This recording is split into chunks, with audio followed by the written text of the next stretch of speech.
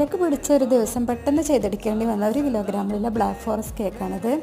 അപ്പോൾ അതിനായിട്ട് ക്രീമിൽ colour mix ചെയ്തെടുത്തു, പക്ഷേ ക്രീം ലൂസായി പോയി. പിന്നെ ഒരു വട്ടം കൂടി ബീറ്റ് ചെയ്ത് കളർ മിക്സ് ചെയ്തെടുക്കാനായിട്ട് ക്രീം ബാക്കി ഉണ്ടായിരുന്നില്ല.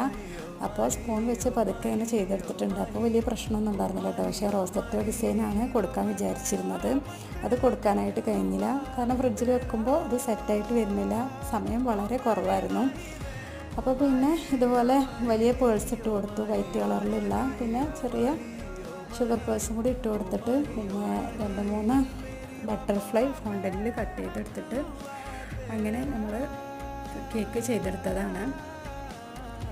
അപ്പോൾ നിങ്ങൾക്ക് ഇഷ്ടമായിച്ചാൽ ലൈക്ക് ചെയ്യുക.